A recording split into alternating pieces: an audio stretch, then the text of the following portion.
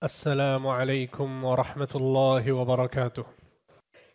إن الحمد لله نحمده ونستعينه ونستغفره ونعوذ بالله من شرور أنفسنا ومن سيئات أعمالنا.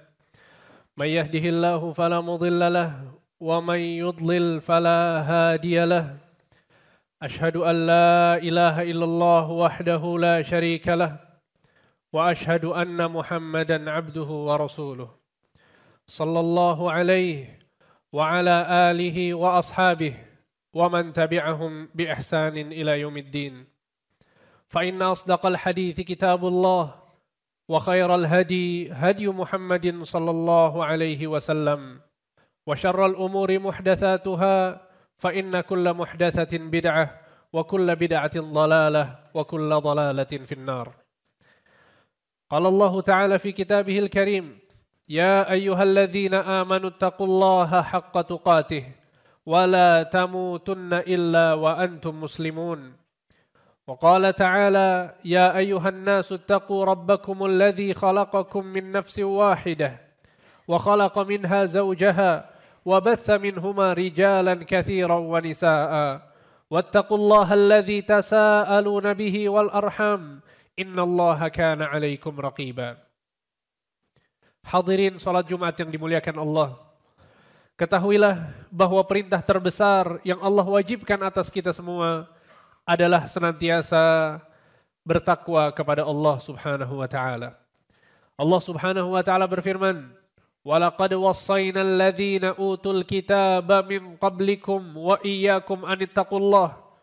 Sungguh telah kami wasiatkan kepada orang-orang yang datang sebelum kalian dari kalangan ahli kitab, sebagaimana kami mewasiatkan kalian semua agar senantiasa bertakwa kepada Allah. Hadirin salat Jumat yang dimuliakan Allah, ketahuilah bahwa impian setiap muslim dan muslimah adalah wafat di atas husnul khatimah. Bahwa husnul khatimah adalah capaian yang paling tinggi yang dicita-citakan oleh setiap orang yang beriman. Karena Rasulullah sallallahu alaihi wasallam bersabda dalam sebuah hadis, "Innamal a'malu bil khawatim." Sesungguhnya amalan seseorang yang terpenting adalah yang paling akhirnya. Kemudian dalam sebuah hadis, Nabi sallallahu alaihi wasallam mengatakan, menjelaskan tentang kondisi seseorang dibangkitkan di hari kiamat kelak. Nabi sallallahu alaihi wasallam mengatakan, yub'atsu kullu 'abdin 'ala ma mata 'alaih. Sesungguhnya setiap hamba akan dibangkitkan oleh Allah Subhanahu wa taala di hari kiamat kelak sesuai dengan kondisi pada saat dia dicabut nyawanya. Dan para ulama mengatakan wa yamutu kullu 'abdin 'ala ma 'asha 'alaih. Dan sesungguhnya setiap hamba akan mati sesuai dengan kondisi dia menjalani kehidupannya. Sehingga para ulama selalu mengingatkan kita bahwa pada saat seseorang beribadah hanya kepada Allah, ikhlas dalam beramal, maka Allah Subhanahu wa taala akan memberikan kepadanya husnul khatimah. Sehingga keikhlasan adalah amalan soleh yang paling penting yang bisa menyelamatkan seseorang dari su'ul khatimah dan menjadikan kematiannya husnul khatimah. Sehingga keikhlasan adalah tujuan diciptakannya jin dan manusia. Allah Subhanahu wa taala berfirman dalam surat Az-Zariyat ayat 56, "Wa ma khalaqtul jinna wal insa illa liya'budun." Tidaklah aku menciptakan jin dan manusia kecuali agar mereka beribadah hanya kepada-Aku. Imam Al-Bukhari rahimahullah menafsirkan ayat ini dengan mengatakan, wa ma'na ya'budun yuwahhidun, dan arti dari beribadah kepada-Aku adalah mengesakanku, yaitu menjadikan Allah Subhanahu wa taala satu-satunya Tuhan yang kita sembah. Seluruh peribadatan kita jadikan hanya untuk Allah Subhanahu wa taala. Salat yang kita lakukan hanya untuk Allah, puasa yang kita kerjakan hanya untuk Allah, sedekah yang kita keluarkan hanya untuk Allah Subhanahu wa taala. Bukan untuk dilihat orang lain, bukan untuk disanjung orang lain, bukan untuk mendapatkan status sosial yang tinggi di tengah-tengah masyarakat. Bukan. Kita beramal, kita berislam, kita beriman, hanya mengharapkan ridha Allah Subhanahu wa taala. Ini adalah hakikat dari keikhlasan. Allah Subhanahu wa taala berfirman Dalam surat Al-Bayyinah ayat 5, "Wa ma umiru illa liya'budullaha mukhlishina lahuddin hunafa." Tidaklah mereka diperintahkan kecuali agar menjadikan agama seluruhnya ikhlas untuk Allah Subhanahu wa taala. Kemudian dalam ayat lain yang sama-sama kita hafal, Allah Subhanahu wa taala berfirman, "Qul inna salati wa nusuki wa mahyaya wa mamati lillahi rabbil alamin la syarikalah." Katakanlah wahai Muhammad, sesungguhnya salatku, sembelihanku, kehidupan dan kematianku seluruhnya adalah untuk Allah Subhanahu wa taala Rabbul alamin, tidak ada sekutu baginya. Sehingga ini yang harus terpatri kuat di dalam dada kita pada saat kita menjalani kehidupan. Silahkan periksa niatan kita, setiap amal soleh yang kita lakukan. Pada saat kita keluar dari rumah, maka apa niatnya? Apa tujuannya? Apakah kita berharap ridha Allah atau kita berharap harta yang banyak? Apakah kita berharap ridha Allah atau pujian dari manusia? Apakah kita berharap ridha Allah atau kita berharap orang-orang menganggap kita adalah seorang yang baik? Sehingga ini adalah tolak ukur seseorang akan mati di atas husnul khatimah atau su'ul khatimah. Hadirin yang dimuliakan Allah Subhanahu wa taala. Khatib akan menyebutkan dua kisah. Semoga dua kisah ini menjadi pembelajaran bagi kita semua. Kisah yang pertama adalah satu kisah yang diriwayatkan oleh Imam Nasa'i rahimahullah dalam kitab sunnahnya. Dalam kitab Sunan An-Nasa'i. Bahwa suatu saat seorang Arab Badui datang kepada Nabi SAW untuk mengucapkan dua kalimat syahadat dan masuk ke dalam agama Islam. Maka Nabi SAW menerima dengan baik Islamnya, mengajarkan kepadanya tentang kewajiban-kewajiban Allah, aturan-aturan Islam. Lantas dia pun masuk ke dalam Islam, tidak berselang lama ada panggilan jihad kepada seluruh kaum muslimin. Maka Nabi SAW memerintahkan sahabat-sahabatnya untuk bersiap agar ikut serta dalam peperangan ini. Perang pun dimulai dan orang Arab Badui yang baru saja masuk Islam, dia ikut serta dalam peperangan tersebut. Dan ini adalah peperangan jihad yang pertama dalam kehidupannya. Perang pun berkecamuk dan Allah Subhanahu wa taala memberikan kemenangan kepada kaum muslimin. Setelah kaum muslimin menang, maka Rasulullah SAW membagikan harta rampasan perang kepada pasukan kaum muslimin yang ikut serta dalam peperangan tersebut. Sehingga di antara orang yang mendapatkan bagian dari harta rampasan perang adalah orang Arab Badui yang baru saja masuk Islam yang ikut serta dalam peperangan pertamanya. Maka pada saat dia mendapatkan harta tersebut, dia mengatakan kepada orang yang memberikannya, "Apa ini? Kenapa aku mendapatkan harta ini pada saat ikut berperang?" Maka seorang sahabat yang diutus oleh Nabi SAW yang memberikan harta tersebut kepada orang ini mengatakan bahwa ini adalah bagianmu dari harta rampasan perang. Karena kaum muslimin berhasil memenangkan pertempuran dan mendapatkan harta rampasan perang. Maka orang ini datang kepada Nabi SAW melaporkan tentang apa yang dia dapatkan dari harta yang diberikan oleh salah seorang sahabat tersebut. Dia bertanya kepada Nabi SAW, "Wahai Rasulullah, apa ini?" Maka Nabi pun menjelaskan bahwa ini adalah bagian yang dibagikan kepada orang-orang yang ikut serta dalam peperangan tersebut karena kaum muslimin mendapatkan harta rampasan perang. Maka orang ini mengatakan kepada Rasulullah SAW, "Bukan untuk ini aku masuk Islam. Bukan untuk ini aku masuk Islam." Kemudian Nabi SAW bertanya kepadanya, "Kemudian untuk apa engkau masuk Islam?" Orang ini mengatakan, "Wahai Rasulullah, sesungguhnya aku masuk ke dalam agama Islam agar aku ikut berperang dan aku berjihad di jalan Allah. Kemudian ada anak panah yang menusuk bagian leherku dan aku tewas dalam kondisi jihad fisabilillah." Maka Nabi SAW mengatakan kepada orang ini, "In tasduqillah yasdukka." Kalau engkau jujur kepada Allah, engkau ikhlas kepada Allah dengan apa yang engkau katakan, Allah akan memberikan apa yang engkau inginkan. Maka subhanallah berselang waktu, kemudian ada peperangan lagi yang Nabi SAW memerintahkan kaum muslimin untuk ikut serta dalam peperangan tersebut. Dan lagi-lagi orang Arab Badui yang baru saja masuk Islam, dia pun ikut serta untuk jihad fi sabilillah untuk yang kedua kalinya. Pada saat perang berkecamuk, Allah Subhanahu wa taala memberikan kemenangan kepada kaum muslimin. Dan seperti biasa Rasulullah sallallahu alaihi wasallam seusai peperangan, Nabi sallallahu alaihi wasallam biasa untuk mencari sahabat-sahabatnya yang terbunuh, sahabat-sahabatnya yang wafat di medan perang. Maka Nabi sallallahu alaihi wasallam mencari orang Arab Badui tersebut. Nabi mencari, di mana fulan? Di mana fulan? Maka sahabat-sahabat Nabi pun ikut mencarinya. Sampai kemudian Rasulullah sallallahu alaihi wasallam mendapatkan orang Arab Badui tadi tergeletak, mati syahid dalam kondisi ada anak panah yang tertusuk persis di bagian leher yang dia tunjuk di hadapan Nabi sallallahu alaihi wasallam. Maka Nabi sallallahu alaihi wasallam mengumpulkan sahabat-sahabatnya, kemudian mengatakan kepada mereka, sadaqallah fa sadaqahullah. Orang ini jujur kepada Allah, maka Allah berikan apa yang dia cita-citakan. Allahu Akbar. Lihat bagaimana kejujuran hati seseorang, keikhlasan seseorang dalam beramal akan mewujudkan apa yang dia impikan. Pada saat kita berislam, kita ingin mendapatkan surga. Pada saat kita berislam, kita ingin mendapatkan ridha dari Allah. Kita ingin mati dalam kondisi husnul khatimah. Maka kejujuran dan keikhlasan yang menjadikan kita akan wafat dalam kondisi husnul khatimah. Barakallahu li wa lakum fil Qur'anil azim. Wa nafa'ani wa iyyakum bima fihi minal ayati wa dzikril hakim. Aqulu qawli hadha wa astaghfirullaha li wa lakum wa lisairil muslimina min kulli dhanb. فاستغفروه إنه هو الغفور الرحيم.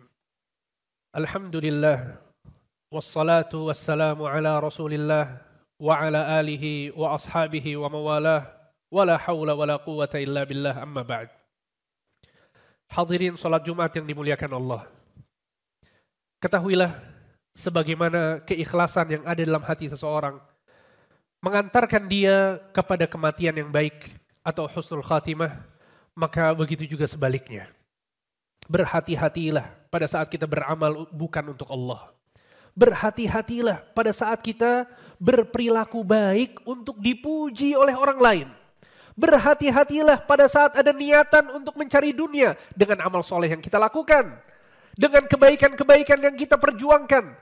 Yakinlah bahwa itu akan sia-sia, bahkan menghantarkan kita kepada su'ul khatimah wal'iyadzu billah. Kisah yang kedua yang ingin saya sampaikan adalah satu kisah yang dibawakan oleh seorang sahabat yang bernama Sahal bin Sa'ad As-Sa'idi radhiyallahu anhu wa ardhah. Bahwa beliau bercerita, suatu hari kami mengikuti satu peperangan bersama Rasulullah sallallahu alaihi wasallam. Pada saat peperangan itu berjalan, ada seorang dari pasukan kaum muslimin yang sangat-sangat pemberani pada saat di medan pertempuran. Ma taraka syaridatan wala waridah illa dakhalaha wattaba'aha. Ya, tidak ada celah kosong di depan kecuali dia akan masuk ke dalamnya. Dan kemudian dia menebas leher orang-orang kafir. Pemberaninya luar biasa. Sehingga orang-orang yang ikut dalam pertempuran semuanya mengetahui bahwa dia adalah orang yang paling pemberani di medan pertempuran. Sehingga pada saat kaum muslimin dan orang-orang kafir, ya mereka usai peperangannya di akhir hari, karena ini diantara kebiasaan orang-orang pada saat itu. Ketika matahari terbenam, maka peperangan dihentikan sementara untuk dilanjutkan di keesokan harinya. Maka kaum muslimin di perkemahan mereka membicarakan tentang orang ini.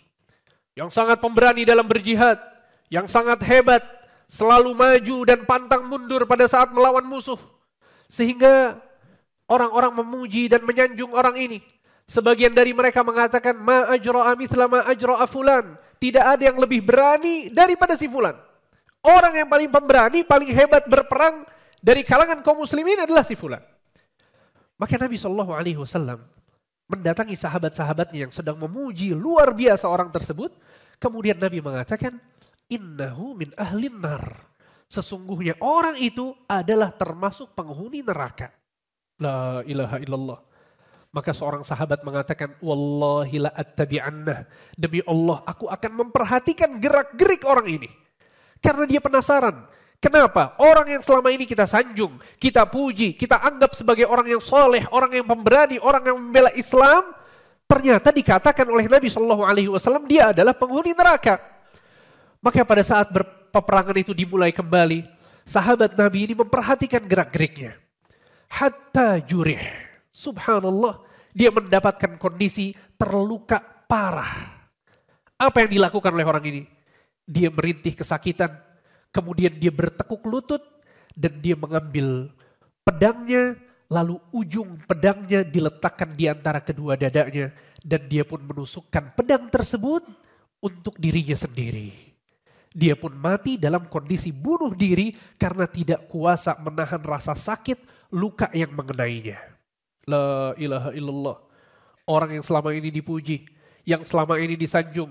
Bahkan dalam sebuah riwayat disebutkan pada saat Nabi mengatakan bahwa dia adalah penghuni neraka, sebagian sahabat mengatakan, ayyuna min ahlil jannah in kana hadha min ahlin nar. Wahai Rasulullah, siapa di antara kita yang akan masuk surga kalau orang seperti ini masuk neraka? Dia adalah orang yang terbaik di antara kita. Ini adalah yang difahami oleh orang-orang yang hidup dan tinggal bersamanya. Akan tapi dia mati dalam kondisi bunuh diri. Dan para ulama sepakat bahwa bunuh diri adalah dosa besar. Ketika seseorang mati dalam kondisi bunuh diri, berarti dia mati dalam kondisi su'ul khatimah. Maka sahabat yang menyaksikan fenomena ini datang kepada Nabi SAW usai berperang. Kemudian mengatakan, ya Rasulullah, ashhadu annaka Rasulullah. Wahai Rasulullah, aku bersaksi bahwa engkau adalah utusan Allah. Maka Nabi SAW bertanya kepadanya, apa yang kau lihat? Apa yang kau lihat? Maka orang ini bercerita tentang kesudahan orang yang selama ini dipuji, orang yang selama ini dianggap orang soleh, orang yang selama ini membela agama Islam.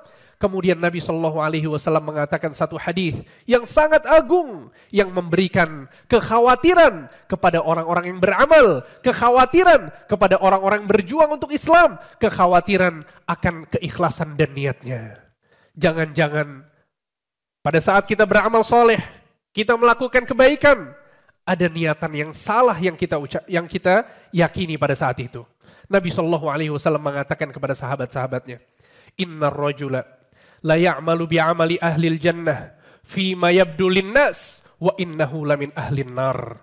Sesungguhnya ada orang-orang yang melakukan amalan-amalan penghuni surga menurut pandangan manusia. La ilaha illallah.